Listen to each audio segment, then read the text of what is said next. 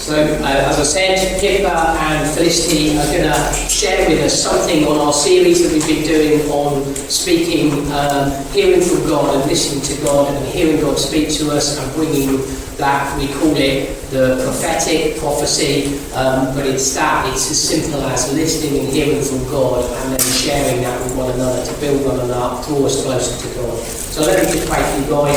Thank you for sharing. Jesus, we just thank you for Pippa and Flip. We thank you for their gift of the prophetic in their own lives, and we just pray for them now, God, as they share with us, God, let them be encouragement to us in this. Let them be, let what they say comes from your word. Let it be something that stirs us up and moves us on in our relationship with you, in your precious name. Amen. So, we're going to start with a game, and what I'd like you to do is, if you are a parent here and you've got children with you, doesn't matter what age, as a parent I want you to volunteer in a minute, but I will tell you what we're going to do. Because of numbers, if you're part of a couple here and your other person in your couple is also here, just talk to each other and one of you is going to volunteer as well for the game. And I'll tell you what you're going to do. So the parents or the one of the couple are going to go behind the screen with Pippa and they're going to all say the same thing. Good afternoon, everyone. Now, if it's your parent or it's the other part of your couple, you're to either put your hand up or stand up. Then they're going to give you an instruction. So that'll be round one. Round two, they'll give you an instruction. Now the instruction has to be now and short. So it can't be, as David Perry suggested, go and wash my car. It needs to be something like, put your finger on your nose, do 10 press-ups, good luck with that. So it's up to your other half what the instruction is, but it's something immediate. So if parents can all go behind the screen with Pippa. I just need to go, but I'll come back in a minute, okay? And then children and other halves. Yeah. As well. Yeah, and other halves as well.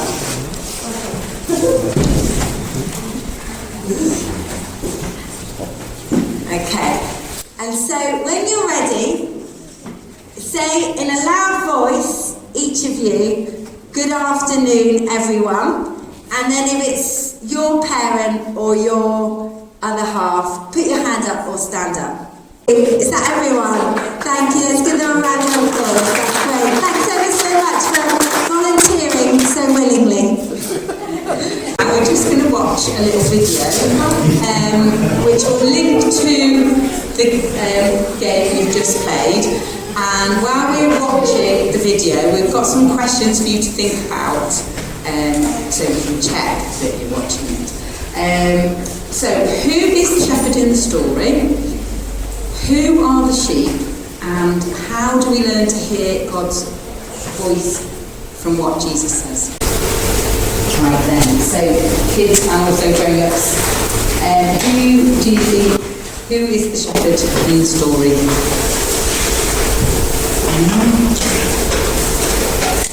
Jesus. Yeah, thank you, James.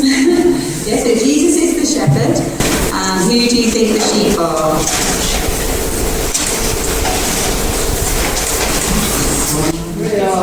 It's people, yes, it's the people in the video, the people Jesus was talking to, but also the people, all people, us here today and now. And so does anyone get any ideas about how we learn to hear God's voice from what Jesus said?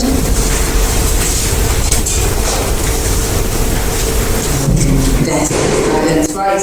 Well, so we're actually going to learn about the different ways that we can hear God's voice. But God told this story to the people to encourage them and He wants us to learn to hear His voice. And in the story, Jesus called the sheep came when the shepherd called them. And so when we decide to follow Jesus, we need to learn to hear God's voice. And so we can follow Him when we do this. Because sometimes you might think we hear things, but then we're like, oh, I'm not sure. So anyway, we're doing the next game now. So we need some more audience participation. So kids and any older people, if you want to join in, there are some sheep hidden around the room that we need to be found.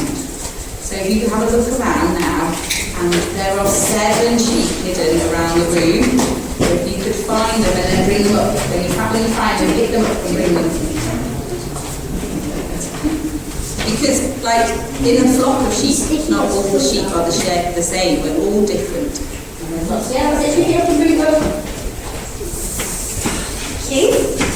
Okay, so you've also got to choose which sheep are you. So we've got this one.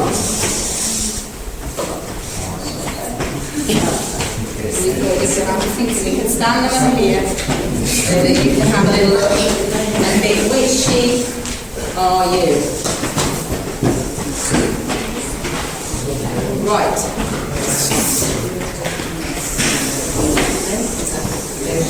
Right. Okay, so while the children are just finding the last of the sheep, we are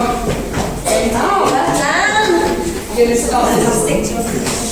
Each one of these sheep are different ways that we can hear from God. Okay, so the first one I picked up is with our eyes and ears. There's 7 altogether, so there's still some more. So we can actually see things from God and hear things from God with our actual eyes and ears. Now, it might be that some people have seen angels and people have heard God's voice audibly. And there's many stories in the Bible where it says about these. So I was just going to recap the quick story of Saul when he's on the road to Damascus. He sees a bright light and he hears a voice talking to him saying, "Saul, Saul, why are you persecuting me?" So he's had a real experience of seeing the holy light and hearing God's voice. And it says in the Bible that the people that he was with, they heard the voice as well. But Saul saw the light and knew it was God and fell down on the ground. So Saul had both of those experiences and heard from God that way. But the people he was with only had the ears. And, there's loads of examples and it's different every time. Okay, what have we got next? Annie, you want to pick me a sheep? Which one should we do next? You have to. No. Should we do this one? You want to pick the next one? Oh, the next sheep is this sheep. Maybe you identify with this sheep. So this is the heart, and I learnt this way a little bit when I was same age as my daughter is now, May. I'd done my GCSEs and I was on holiday abroad in a different country with my family. And whilst I was on holiday, I said to my mum, I don't know why, but for some reason I keep thinking of my friend back home, a friend of mine. They lived in a different part of the UK and we had no mobile phones then. And I just kept thinking of them and I didn't know why. And my mum said to me, well, why don't you pray for them? Maybe that's why they keep coming to mind. So I prayed for my friend and it was for about a couple of days, 2-3 days. Anyway, after the summer, met my friend and I said to him, oh, how was your summer? And he said, oh yeah, really good, really good. Oh, apart from 2 or 3 days when I was in hospital and I was really unwell. And those were the 2 or 3 days that I'd kept thinking of my friend, but I had no idea it was God. And so now what I try and do is when I'm driving and different people come to my mind, I try and pray for them. The other thing this can be is also a sense of I should do this. And I heard from Lydia yesterday a really good example of this. So Lydia, who's not here today, but she works in a nursery, and they got news that they were having an Ofsted inspection of the nursery. And she and lots of her colleagues felt very nervous about this, and they were particularly nervous about what if they ask a question and I don't know what the answer is, or what if they ask a question and I know the answer but I fluff it up and I look like I don't know what it is. So Lydia was reminded of a verse, and I think this is really important because the Holy Spirit is often called a reminder, and he brings back to mind verses we might have read, stories we might have heard, or past situations. So a verse that she loves and finds really helpful is, when they arrest you, do not worry about what to say or how to say it. At that time you will be given what to say. And it's what Jesus said to his followers when they were going to be arrested. And so she felt this urge in her heart to message and email all her colleagues that she works with to tell them this verse. And she was more scared about this than she was about the inspection. But she just knew she had to do it. She had this feeling, I've got to do it. So she emailed everybody, and her boss is quite anti-faith and anti-religion. But her boss responded, well, you know, if God's going to help us, well, we've got, you know, it's going to be all fine, which is interesting. Anyway, Lydia said the day of the inspection came, she said she's never had a day like it before and never had a day like it since. There was lots of staffing, not so many people in kids, and she said they were so well behaved, everything went perfect, it was the most amazing day. So much so that they got outstanding from Ofsted in every single area, and they had no recommendations for any improvements in the nursery. So that's just an example of that instinct to do something, or when someone's on your heart for whatever reason. Right, so the next way that God can speak to us is through our skin. And sometimes you just can get a sense, like we are made in God's image and designed by him, and we're made to be in communication with him. And I think feeling through our skin sometimes is one of the ways that we know that God's here with us and can hear us. And so for me personally, I sometimes get a feeling like on the back of my head, and it's like a cupping. So you know, like when you've got a newborn baby and you hold them, and you have to like cup your hand around their head, and so it feels like that. It's not hard. It's quite a gentle, soothing feeling. I don't have it all the time, but I've definitely had it when we've been doing worship here. I've had it when I've been chatting to Ollie when we've been going to bed. Sometimes I think I've said it to you. I was like, I can feel God here.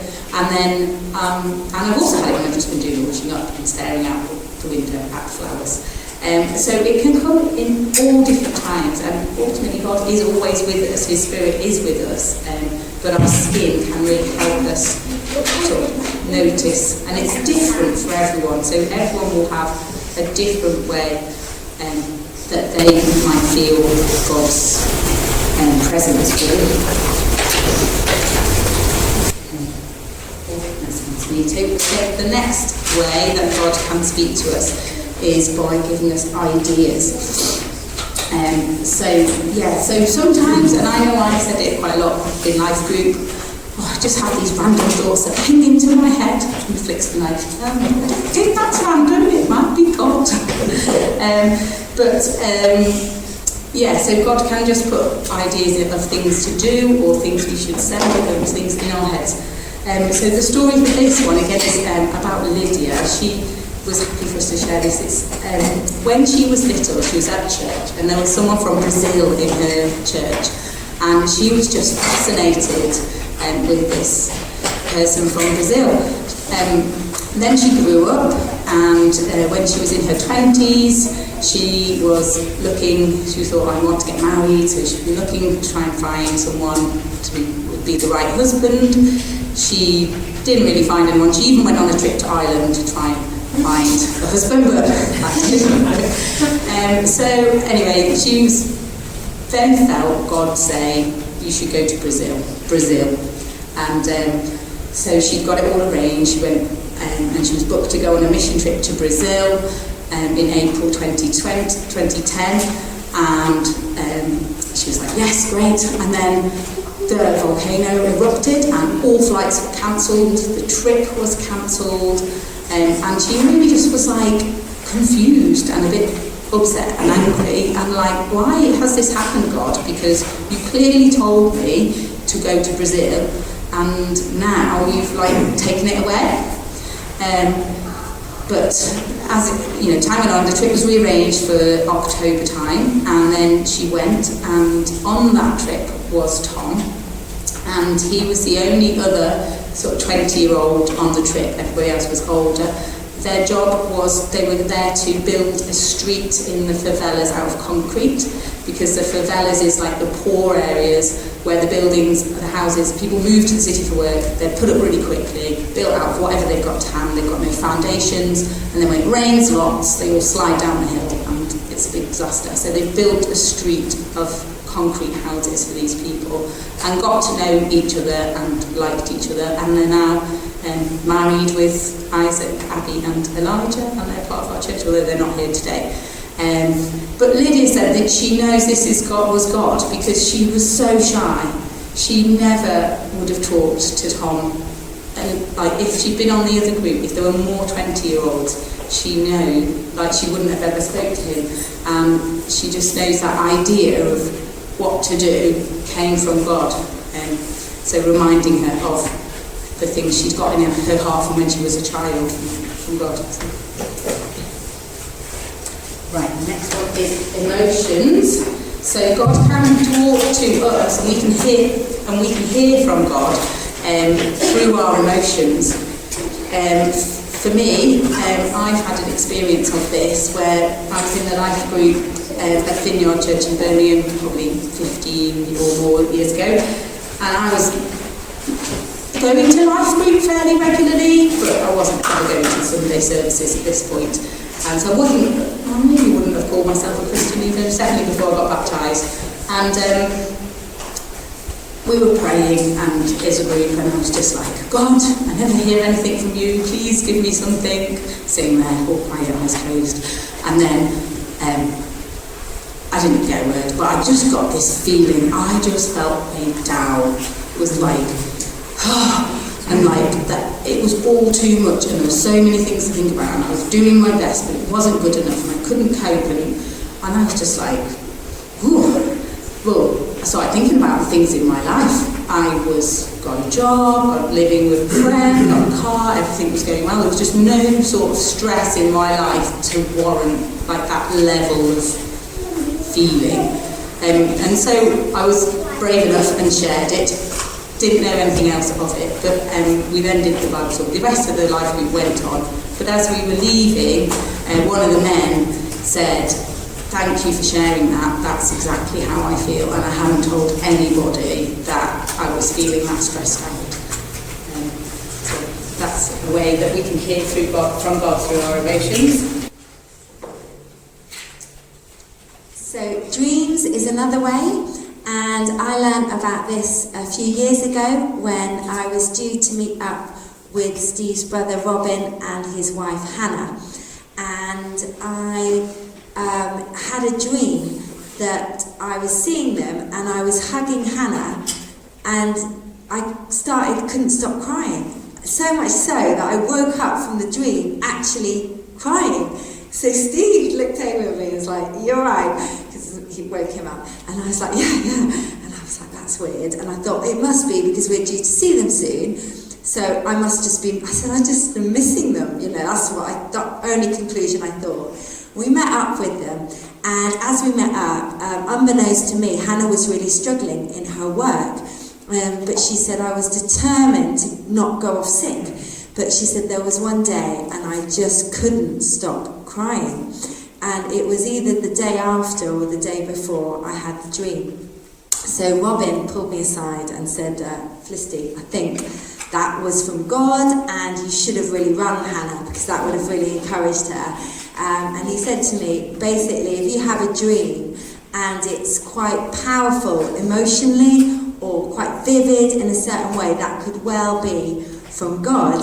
And May had a dream a few years ago, And in her dream, she woke up, she's like, oh my word, it was so vivid. And in the dream, a lady that used to come to our church, it was the day before the end of term, and she was throwing out sweets. And some were sweet and some were really sour. And I asked Mary about it recently, and she said, yeah, I could practically taste in my mouth the sourness of the sweets, but all the kids were loving the sweets. And I said, I think we should share that with the lady. It is. Now, the lady, it was in the church, did a job where she went into schools and checked that they were doing what they should be doing.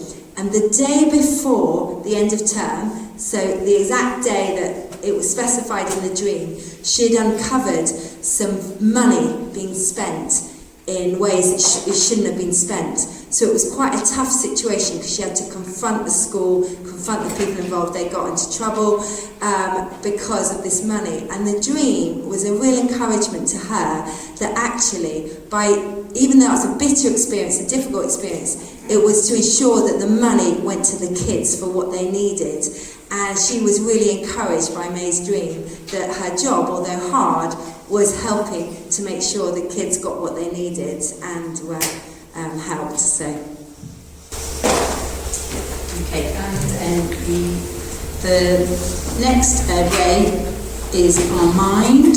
So God often will put things in our minds. So if you all think about your home, you may be able to picture it in your mind, and you can, if you think about like your name, you can say that to yourself in your mind. And so learning to hear these, being aware that God can speak to us through our mind is one of the things that I think is probably the trickiest one for me personally, because you always wonder whether this is from me, but we'll come on to that in a minute. But my example for that's happened to me for hearing and seeing things in my mind is, again, we were at Life Group at Vineyard. There was a lady, the lady that ran it, she had come across someone who she was a single mum, and she really felt that God had said to Fiona, like, you need to bless her. But she didn't know how, so we prayed about how we could bless this lady. And again, I was like, seriously, still with lots of doubting. What? Speak to me, God, speak to me. But I didn't get any kind of words, but I kept seeing bubbles. Like, you know how when you blow a bubble through the bubble thing and it gets bigger and it's got that shimmery colour, and they were like that. And I was like, put that out of my mind. Why am I thinking about bubbles? And carry on praying. And then I'm thinking about bubbles again. Anyway, so at the end of the time of prayer, I was like, I don't understand. So they all came together, and one of the other ladies said that she felt like this lady had a really busy, she was really stressed out, she never got any time to herself. Someone else said they felt that God had said that she needs to relax. And through the other things that people shared, I then felt brave enough to say, because that I'd seen pictures of bubbles, and it all sort of came together, that we decided that through what everybody had received, it all came together. We bought her we thought we'd get her like a Pamper Relax kit with like some nice bubble bath and stuff, so that when her son was in bed, she could treat herself. And so that was one way where I just had the pictures in my mind rather than like having words as well. But sometimes you can get but then sometimes you might think, how do we know? I mean, because I might just think of bubbles in my mind. And so it says in the Bible that we need to test these things. It says test them so we know that they are from God.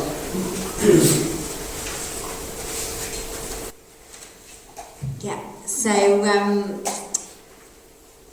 in thinking about this, there's a great verse from 1 Thessalonians 5:19 to 22. And it says, do not quench the spirit, do not treat prophecies with contempt, but test them all. Hold on to what is good, reject every kind of evil. And just thinking about what we saw on the video, as sheep, we've all got our own choices, you know, and so when it says do not quench the spirit, I think of it a bit like, as sheep, you could run off as far as you're away from the shepherd as you want and not listen to what the shepherd's saying. And I think that with working out, is this from God or not, it's very like the game we played at the beginning. You all knew your other halves or your parents because you spent so much time with them. And when we get to know God, we know what he's like, and we know what he's like from reading his Bible, from talking to him, from worship songs which talk about what God's like, and from getting to know him better. And so often we can get all kinds of thoughts in our heads, and sometimes they can be like, we can think God's like, oh, you've mucked up. This is what I get. Oh, you've mucked up again. Oh, you know, I think, oh no, I've done this wrong. Or, you know, I imagine God in heaven with a big pointy finger just saying, you know, you're not good enough. But that isn't what God's like. He says he hasn't come to condemn the world, but to save the world. And the accuser, and in the video it talked about the thief, comes to rob and steal and destroy.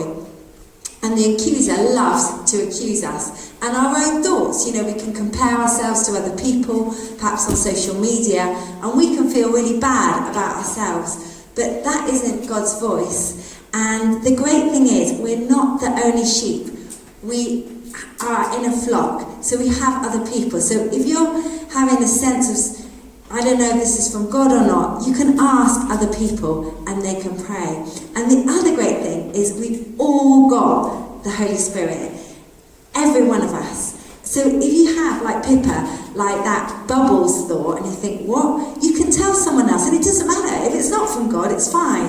But then it might make sense to them, and we've all got the Holy Spirit, so we can all test what he's saying. And at work, where I work, every day we work and they listen to the radio in the office that I work on. And in the course we're doing on prophecy, they were saying that it's a little bit like a radio channel. They're there all the time, and you can tune in to whatever channel you want and listen to it like the whole day. And that's a little bit like with God. He does want to speak to us, but sometimes we don't always tune in. And I was just thinking about times when I don't do it anymore, but I used to sort of, as I was going to sleep, just ask God, oh, you know, today, anything you're not pleased with? And I'd think of all my embarrassing moments, my mistakes, all the times I'd upset people. But often, what would come into my mind would be like a time no one else would know. Maybe I'd left someone out. And I'd felt that was God saying, so I could say, I'm sorry. And another time I worked in the night shelter, and we had a talk about hearing from God, so it was fresh in my mind. And I was doing a job, and I was like, oh, so what do you want to say to that bloke, God? And I just felt, just a thought came into my head. His parents died of cancer. And lo and behold, his parents had. But if I hadn't have asked the question, and I told him, and it impacted him quite a lot because he didn't know God. But if I hadn't have asked the question, would I have heard that answer? I'm not sure. And so often, we don't always ask. So we're going to have a little opportunity to practice. So we're going to have a time of worship. And if you've never ever heard God speak, and you would like to hear God speak to you through any of these ways or other ways, there is a sign saying new, where Pascal's sitting. So you can jump on that rug, and that is if you want to hear God speak. And it's really exciting and cool, so definitely recommend. If you want to practice more praying and hearing from God, there's where Reese is, it says practice. So you can jump on that rug when the worship starts, and and then practice. And the great thing is, here we're with other people, so you can pray with other people. It don't matter if it's not right, but we can all listen and pray. Now, if you see people, lots of people on the red rug, just go up to them and ask. You can ask for prayer for anything, for you, for someone else, for something, but definitely just go up and make the most of that opportunity. We're going to worship God now. You might have a thought, some way for everybody, and just speak it out. That's fine. But there's those opportunities, if you'd like, in this environment, just to practice and hear from God. Also, if you're not feeling quite well, we wanted to also be able to include the kids, but also we thought this might be good for any grown-ups who are not feeling so confident that they want to go and stand on a row. We've got drawing and Play-Doh and some cards over there. So if you feel like God has, that you've heard from God and He said something, you could draw it or write it down. If you feel it's for a particular person, you might want to do it on a card so you can give it to them. And other people are creative in other ways, so you might want to model it in Play-Doh. So yeah, hopefully it will be good for the kids too. And just one more thing as well, it's just to say that in the Bible, Jesus said, "Let the little children come to me, and do not hinder them, for the kingdom of heaven belongs to such as these." So kids, you are a natural at all of this, because that's what you are. So, and I was thinking about what Steve said about how some of the kids prayed for Therese and she was healed a few months ago. So definitely, if you're a kid, have a go at this, because you'll be a natural, but also we can all join in as well.